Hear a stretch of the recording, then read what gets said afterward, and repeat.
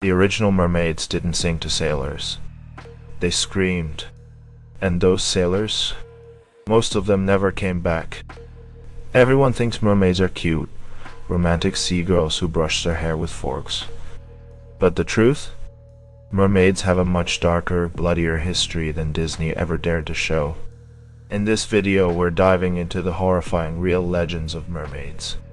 Where they came from, why every culture feared them, and how a creature that once dragged sailors to their deaths somehow became a children's cartoon. Let's get one thing straight. Mermaids were never soft.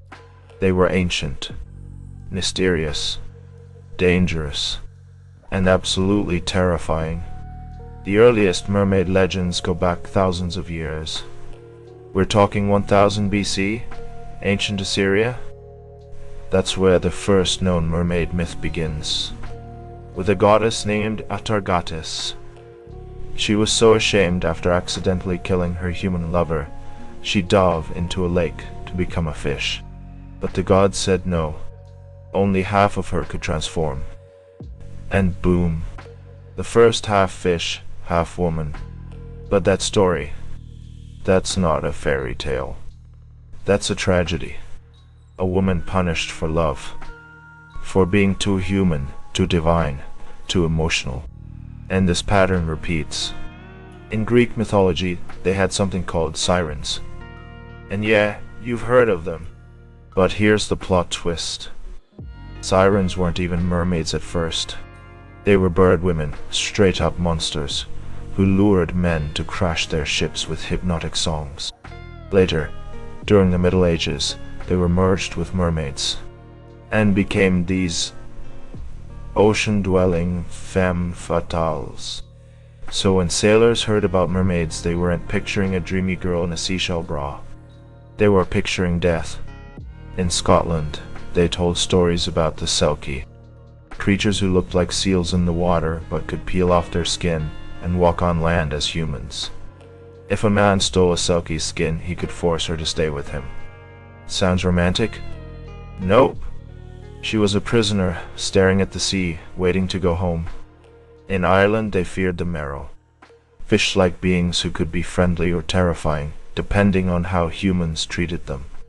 In Africa, the Mamiwata legends told of powerful water spirits, beautiful and seductive, but also deadly if disrespected. And in Japan, there was the ninjo, a fish with a human face. Catching one meant storms and destruction were on the way. If you ate one, you'd live forever, but at a terrible cost. It didn't matter the country or continent. The ocean was always full of something part human, part wrong. So why were people so obsessed with this one specific shape? Why half? Because nothing is scarier than something that's almost familiar, but not quite. Creature with a face like yours, but scales. A voice like yours, but echoing from the deep. A body that's human on top, but alien below. The uncanny valley effect. Your brain can't handle it, and that fear turns into stories. And the ocean? That's the perfect setting for terror. It's huge, unknown, deep enough to hide monsters, deep enough to hide truth. And those sailors who vanished? The ones who never came back. People needed answers. And mermaids, terrifying, seductive, untrustworthy, were the answer.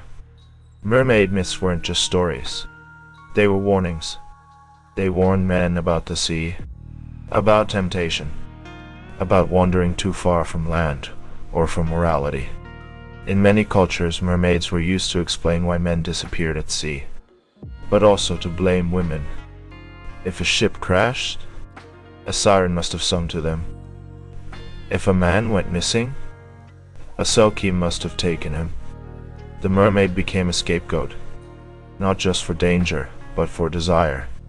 She symbolized the thing men feared and wanted most, a woman they couldn't control. Think about it.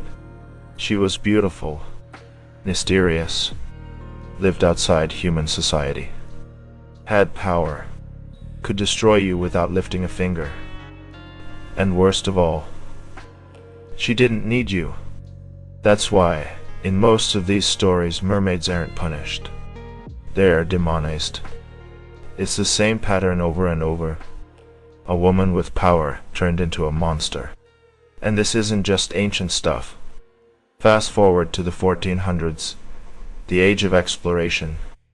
European sailors were crossing oceans they didn't understand. They saw whales, manatees, dolphins, and because they were tired, half-mad, and desperately lonely, they thought they saw women in the waves.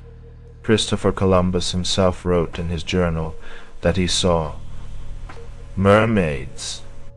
Actual quote, "They were not as beautiful as they are painted." Spoiler! They were probably manatees. But the myth stuck, and as exploration continued, mermaids appeared on maps, in logs, in drawings. Always at the edges, always just out of reach. We humans are really good at filling in the blanks. But here's the problem no one talks about. Somewhere along the way, we cleaned her up. We turned the sea witch into a princess. We gave her a catchy song, a royal dad, and a happy ending. The mermaid stopped being dangerous and started being marketable. In 1837, Hans Christian Andersen wrote The Little Mermaid and the original story. Totally tragic. The mermaid falls in love with the prince, sacrifices her voice, walks on legs that feel like knives, gets rejected, and dies, turning into sea foam. But Disney said, "Nah, let's give her a wedding." They erased the pain, the sacrifice, the warning. They made her cute. And look, there's nothing wrong with reimagining a myth. That's what stories do. They evolve. But we didn't just evolve the mermaid. We sanitized her. We removed everything dangerous, mysterious, female. We made her digestible. Because powerful women are still scary. So we cut her tail short and gave her a smile. But here's the twist.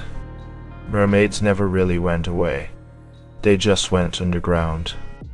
In modern times they keep coming back. In art and culture, in weird viral TikToks of real mermaids washing up on beaches. They appear in Pirates of the Caribbean as seductive predators. Harry Potter as shrieking, terrifying underwater creatures. The Lighthouse, where a mermaid appears in a sailor's hallucination, symbolic and violent. Even Starbucks, yes, that's Starbucks, uses a two-tailed siren as their logo. Think about that next time you sip your iced latte. You're literally drinking beneath a creature known for devouring men.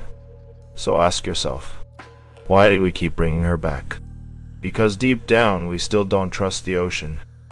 And even deeper down, we still don't trust women who don't need saving. Here's the part that really gets under your skin. What if the mermaid myth isn't just a story about the sea? What if it's a mirror? What if she reflects everything we're afraid to admit?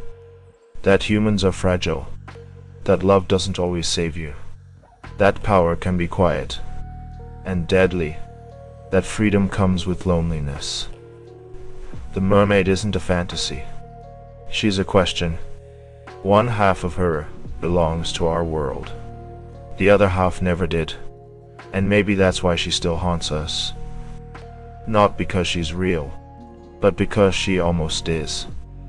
She's the line between myth and memory, between fear and desire. Want to know the one sea creature even mermaids were afraid of? Watch this next video and brace yourself.